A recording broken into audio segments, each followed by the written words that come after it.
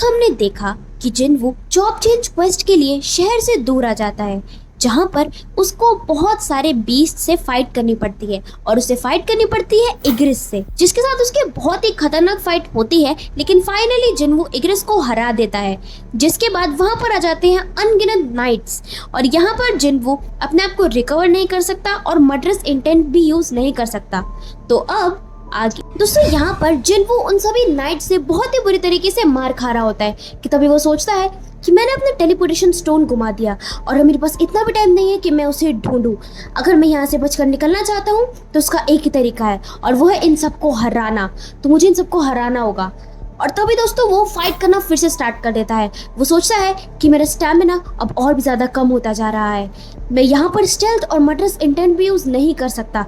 लेकिन इसका मतलब ये नहीं है कि मैं हार मान जाऊँ, मुझे इन सबको हराना ही होगा और यहाँ से बचना ही होगा। और तब दोस्तों वो बहुत ही ज़्यादा अच्छे से फाइट करने लगता है और सोचता है मैं हमेशा से बहुत ज़्यादा कमज़ोर रहा हूँ, मुझे पता है कि किसी से बेहतर होना कैसा लगता है, लेकिन मैं कभी भी गिव अप नहीं कर पाया। और दोस्तों यहाँ पर जिनवू बहुत ही ज्यादा थक चुका है और इंजर्ड भी हो चुका है और तभी उसे अपने साथियों की आवाज सुनाई देती है जो उसे कमजोर कहकर बुला रहे होते हैं। कि तभी उसे मिस्टर सॉन्ग दिखाई देते हैं जो कहते हैं कि जिनवू अब तुम्हें अपने आप को और फोर्स करने की कोई जरूरत नहीं है। और उसे जूही भी दिखाई देती है जो कहती है कि हाँ जिनवू अब तुम्हें रुक जाना चाहिए। कि तभी दोस्तों जिनवू को अपनी परछाई दिखाई देती है जो उससे कहती है तुम्हें वही मिल रहा है जो तुम डिजर्व करते हो, तुम्हें जरूरत ही क्या थी इतने खतरनाक जगह पर आने की, तुम एक ए रैंक हंटर थे लेकिन देखो आज तुम कहाँ पर आ गए हो, क्या तुम्हारे लिए इतना इनफ नहीं है जिनवू। जिसके बाद दोस्तों हमें दिखाए जाते हैं हंटर एसोसिएशन के प्रेसिडेंट गुनी जो कि जिनचुल से कह रहे होते हैं कि जेजू आइलैंड पर थर्ड रेट के बाद मेरी बॉडी लड़ने के काबिल ही नहीं रही और इसीलिए मैं आज वहाँ नहीं गया, लेकिन तुम वहाँ क्यों नहीं गए। जिस पर जिनचुल कहता है मैं उस टाइम पर सिक्योरिटी में था जो कि कांटेक्ट बनाने की कोशिश में लगे हुए थे। जिसके बाद गुनी कहते हैं कि उस समय बहुत लोगों ने अपनी जानें गंवाई और जो बच निकले वो भी आज भी उस हादसे से उभर नहीं पाए, लेकिन उसे उस दर्द को छोड़ना होगा नहीं तो वो सब बर्बाद हो जाएंगे। जिसके बाद दोस्तों हमें दिखाया जाता है जिनवू को जिसे अपनी परछाई दिख रही थी। वो परछाई उससे कहती है कि मैं तो ये पूछना चाहता हूँ कि क्या ये मैं सच में हूँ, मैं तो अपने आप को पहचान भी नहीं पा रहा हूँ, मैं और भी ज़्यादा लंबा हो गया हूँ और भी कहीं ज़्यादा स्ट्रॉन्ग, लेकिन ये सब फर्क जो मैं देख रहा हूँ ये सिर्फ देखने के लिए, क्योंकि अंदर से मैं आज भी उतना ही कमज़ोर हूँ और देखो ऐसा लगता है कि मैं आज फिर से मरने वाला हूँ। और दोस्तों उसके तुरंत बाद नाइट्स जो है वो जिनवू पर अटैक करते हैं। उसके बाद उसकी परछाई उसे फिर से कहती है कि ई रैंक हंटर जिनवू यही था जो तुम बस करना चाहते थे, एक ऐसा ड्रीमर जो अपनी जगह इस दुनिया में कभी जान ही नहीं पाया। और दोस्तों उसके बाद जिनवू से शट अप कहता है और नाइट उस पर फिर से हमला करता है, लेकिन इस बार जिनवू अपने आप को डिफेंड कर लेता है। लेकिन तभी पीछे से एक नाइट उस पर अटैक करता है और उसका सिर जमीन में देकर मारता है, जिससे जिनवू का बहुत ही सारा खून बहने लगता है। जिस पर उसकी परछाई फिर से कहती है कि तुम फिर बच गए, तुम कहते रहते हो ना कि तुम तैयार हो, देख लो ये सब उसी का ही रिजल्ट है और तुम इसी आदत के चलते आज अपने आप को मरवा देने वाले हो। जिस पर जिनवू सोचने लगता है क्या ये सब वैसे ही हो रहा है जैसे पहले हुआ था, लेकिन आखिर उसके बाद हुआ क्या था। और दोस्तों तभी उसे एक नोटिफिकेशन आता है उसके सिस्टम से जो कि देख के वो सोचता है कि क्या ये क्वेस्ट कंप्लीट होने वाला है। लगता है यहाँ पर लक ही एक फैक्टर है। जिसके बाद दोस्तों वो परछाई कहती है कि लगता है ये लोग तुम्हें अभी मरने नहीं देना चाहते, तो चलो अगली बार मिलते हैं। और दोस्तों उसके बाद जिनवू को अपने सिस्टम से पता लगता है कि उसने आज का डेली क्वेस्ट कंप्लीट नहीं किया था, जिसकी वजह से उसे अब पेनल्टी मिली है और नाइट उस पर अटैक करने वाला होता है कि तभी अटैक होने से पहले ही जिनवू को ट्रांसफर कर दिया जाता है पेनल्टी जोन में। यहाँ पहुंचकर जिनवू सोचता है कि अच्छा हाँ अब मुझे याद आया, मैंने आज का डेली क्वेस्ट कंप्लीट नहीं किया था और इसीलिए पेनल्टी मिली है मुझे। बट चलो थैंक गॉड कि आज इस पेनल्टी ने मेरी जान बचा ली।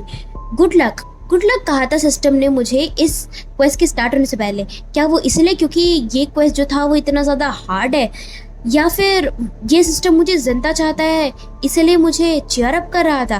खैर जो भी हो। और तभी जिनवू स्टोर अपना खोलता है और वहाँ से पोशन पीता है अपने फटीग को ठीक करने के लिए और अपनी हेल्थ को रिकवर करने के लिए पोशन पी ही रहा होता है कि तभी उसके सिस्टम से नोटिफिकेशन आती है कि अब वो पोशन पीकर अपने हेल्थ पॉइंट्स को रिकवर और नहीं कर सकता।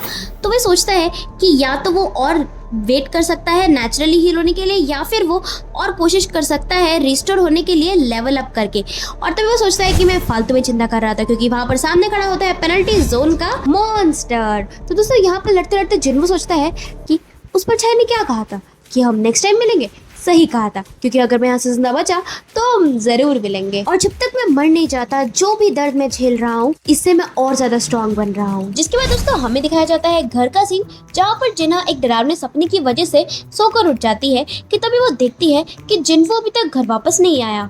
और वो कहती है कि वो इतनी देर तक तो काम नहीं कर सकता है ना, तो क्या उसकी कोई गर्लफ्रेंड बन गई है? नहीं, ऐसा तो नहीं हो सकता। और मैंने उसे बताया था कि मेरी आज पेरेंट्स टीचर मीटिंग है, तो क्या वो आएगा? जिसके बाद दोस्तों हम देखते हैं कि जिन्वो ने उस मॉन्स्टर को हरा दिया है और उसे लेवल अप भी किया है। और वो कहता है कि चलो लेवल अप करके मैंने अपने हेल्थ पॉइंट्स तो बढ़ा लिए, लेकिन अभी मेरे पास 10 मिनट बचे हैं, चलो इस टाइम में अपने हथियार को देख लिया जाए। और दोस्तों फिर वो अपने स्टोर को फिर से ओपन करता है और वहां से अपने लिए एक नया डैगर बाय कर लेता है। तो दोस्तों यहाँ पर जिन्वो ने खरीदा नाइट किलर, जो कि एक डैगर है जिससे आर्मर टाइप 20 पर हुए अटैक 25% ज्यादा डैमेजेबल होते हैं। वो थोड़ा कहता है थोड़ा महंगा तो है, लेकिन उसके काम भी बहुत आने वाला था आगे चल के। और वही वो अपना र्यून स्टोन भी बाहर निकाल लेता है, जो कि उसे इग्रिस से फाइट करने पर मिला था। तो दोस्तों जब वो इस स्टोन को तोड़ देता है तो उसे वो एबिलिटी मिल जाती है रूलर्स हैंड। तो जैसे कि आपको याद होगा कि इग्रिस से फाइट करने के बाद उसे जो 4 रिवॉर्ड्स मिले थे, उसमें से एक रिवॉर्ड था ये। तो दोस्तों ये ऐसी एबिलिटी है जिसके लिए उसे मैना यूज करने की जरूरत नहीं पड़ेगी, तो उसे मैनेज करना आसान होगा। तो ये एबिलिटी है क्या? इससे वो अपनी तरफ चीजों को खींच सकता है, ठीक है, बिना उसे डायरेक्टली टच करे, जैसे कि इग्रिस ने किया था जिन्वो पर अटैक करते टाइम।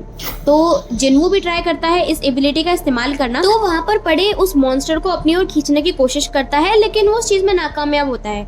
तो वो सोचता है कि शायद अभी वो इतनी ज्यादा बड़ी चीज को अपनी तरफ नहीं खींच सकता। तो वो कहता है कि तो बस इतनी प्रिपरेशन थी जो वो कर सकता था, तो बाकी आगे की वो लक पर छोड़ता है। और तभी दोस्तों हमें दिखाया जाता है कि जिन्वो वापस आ चुका है अपने जॉब चेंज क्वेस्ट में और तैयार है उन सभी आर्मर टाइप बीस्ट से लड़ने के लिए। और तभी दोस्तों हमें दिखाया जाता है हंटर चॉय और उनकी टीम, जो कि अब जेजू आइलैंड के सिक्योरिटी पैरामीटर तक पहुंचने ही वाले हैं कि तभी वहाँ पर वो मौजूद पानी में कुछ मैना डिटेक्ट करते हैं और उसे स्कैन करने की कोशिश करते हैं कि तभी हमें दिखाया जाता है जिन्वो, जो कि अब बहुत ही अच्छे से उन सभी बीस्ट्स को मार पा रहा है। वो देखता है और कहता भी है कि नाइट किलर जो है वो बहुत ही ज़्यादा काम का है, क्योंकि सिर्फ हाथों से इन बीस्ट से लड़ना इससे तो बेटर ही है। लेकिन तभी वो नोटिस करता है कि इन नाइट्स को मार कर भी उसे ऐसा नहीं लग रहा होता कि वो लेवल अप कर रहा है और कुछ फर्क नहीं पता लग रहा। और वो देखता है कि आखिर वो जहाँ पर मौजूद जादूगर है वो कर क्या रहे हैं, क्योंकि वो मैजिक कास्ट तो कर रहे हैं, लेकिन एक भी अटैक उन जादूगरों ने जिन्वो पर नहीं किया था। और तभी जिन्वो को पता लग जाता है कि इन मेजेस की वजह से ही यहाँ पर पोर्टल से अनगिनत नाइट्स आए जा रहे हैं। तो अगर उसे यहाँ पर इन नाइट्स को खत्म करना है तो उसे इन मेजेस को मारना होगा। जिसके बाद जिन्वो वहाँ मौजूद एक मेज को खत्म कर देता है, जिसके बाद सोचता है कि अब 5 और है, और ऐसे धीरे धीरे करके सारे मेजेस को मार ही रहा होता है कि तभी वो देखता है कि उन मेजेस की वजह से आ जाता है वहाँ पर एक गोलम, जिससे फाइट करने में जिन्वो को थोड़ी सी प्रॉब्लम होती है क्योंकि वो बहुत ही बड़ा होता है। लेकिन फाइनली जिन्वो उसे भी मार देता है और सारे मेजेस को भी मार देता है।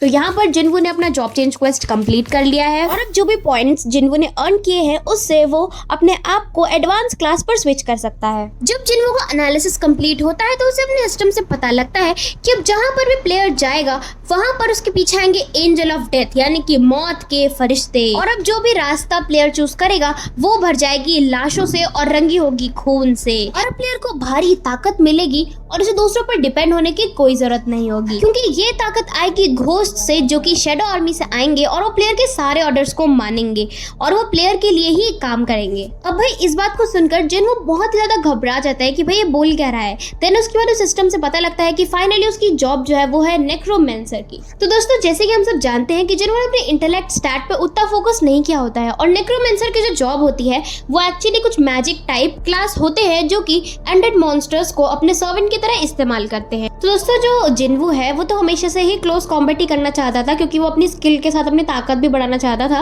और इसलिए वो सोचता है कि अगर वो इस जॉब को एक्सेप्ट कर लेता है तो उससे उसकी मेहनत वेस्ट हो जाएगी, और इसीलिए जब उसके पास ये एक्सेप्ट करने का ऑप्शन आता है तो वो उसे रिजेक्ट कर देता है। लेकिन फिर सिस्टम उसे फिर से कहता है कि क्या आप सच में से डिक्लाइन करना चाहते हो, क्योंकि वो बताता है कि ये जो नेक्रोमेंसर की जो जॉब है वो हिडन क्लास जॉब है।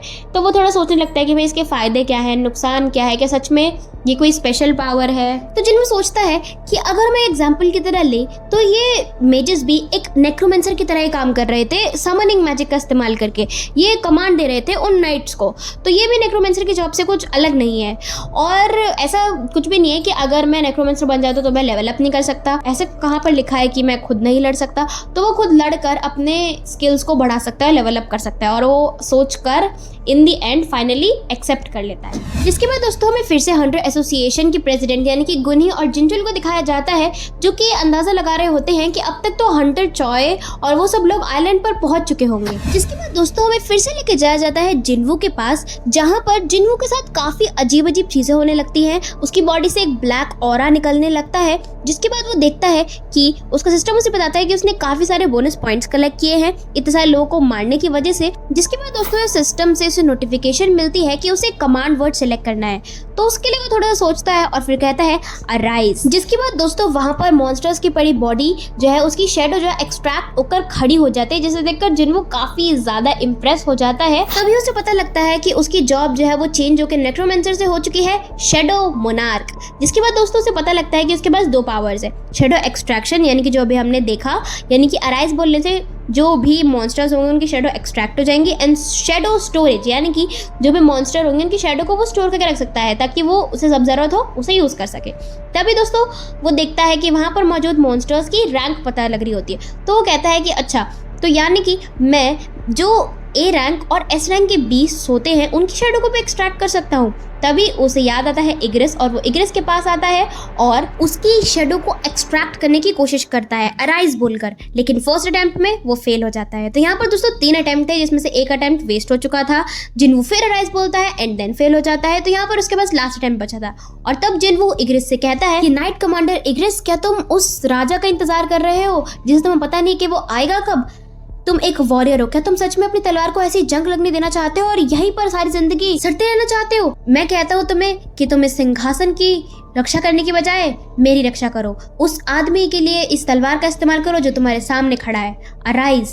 और दोस्तों उसके बाद इग्रिस की जो शेडो है वो फाइनली एक्सट्रैक्ट हो जाती है, और यहाँ पर जिन्वू की छोटी सी आर्मी खड़ी हो जाती है। जिसके बाद दोस्तों हमें हंटर चॉय का सीन दिखाया जाता है, जहाँ पर वो जिजू आइलैंड पहुंच चुके हैं और वो देखते हैं एक आर्न टाइप मॉन्स्टर, जो कि देखते हैं कि अब वो इवॉल्व होने लगे हैं। तो दोस्तों यहीं पर ये एपिसोड खत्म होता है। तो आई होप आपको आज की वीडियो अच्छी लगी हो, मजा आया हो। तो दोस्तों ये जो एपिसोड था वो सीजन 1 का लास्ट एपिसोड था। तो आगे के एपिसोड दोस्तों हम कंटिन्यू करने वाले हैं मांगा से सीजन 2 का। तो चैनल को सब्सक्राइब करना बिल्कुल मत भूलना, बहुत मजा आने वाला है क्योंकि आगे के एपिसोड्स और भी कमाल के हैं। तो आज के लिए बस इतना ही, मिलते हैं नेक्स्ट वीडियो में, तब तक के लिए बाय बाय।